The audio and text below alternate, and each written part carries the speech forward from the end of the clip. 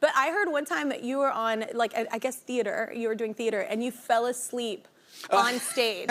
Like, your character is supposed to be asleep, but you actually fell asleep. Yes, I fancy myself a very professional actor. Do you? But apparently, that's not true. No, I was, one of my very first jobs was in a Broadway show called Brighton Beach Memoirs. Wonderful Neil Simon play. Yeah. And amazing writer. My character had to fall asleep at one point. He had to go upstairs and go to sleep in his room. Yeah. But you have not experienced terror until you realize that you fell asleep during the Broadway show you're starring in. Oh my goodness! Because I remember there was an actor named Joe Breen, wonderful actor who was in he was in Galaxy Quest. And I remember just laying there, and he was sleeping across. He was sleeping across from me, but he is a better actor who fakes it apparently. And I remember him, and I remember just the look on his face, going, Jon, Jon, Jon.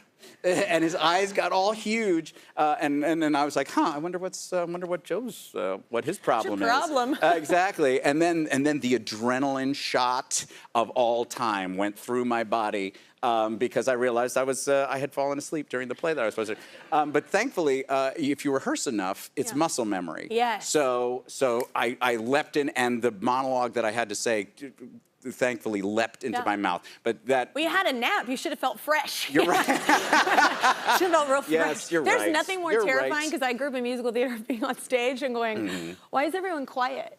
Yes. and they're quiet because it's your turn to say something. Yep. Yeah. Yep, exactly. That's when I knew the theater was not for me. But anyway, I heard that, were you fired from that play? And was it because you fell asleep? No. Okay. Interestingly, I was fired before I fell asleep. So that's, I was actually Matthew Broderick's understudy for a long time. Well, not for that long, because they fired me. But no, that was my first gig. I was 18 and I was terrified. And Matthew is a wonderful, wonderful performer. He was the lead in the show. It was his breakout role. He won the Tony for it. Yeah. So I was terrified. And they fired me right after he won the Tony. I think because they wanted somebody that people had heard of in the show taking over for him, as opposed to me. Yeah. But it was a very formative experience in my life, because all of my parents are performers, and all of their actors friends really gathered around me, because this is the kind of thing, this happens to actors all the time. Yeah. And how you react to it really. Which one shows who you are. Yeah. And I did the most constructive thing, which was to vow revenge. And you know what, though? Sometimes that's fuel for your fire. It was, actually. Yeah. I did not vow revenge. I'll prove to you, like, why you should have picked me for that. Exactly. Yeah.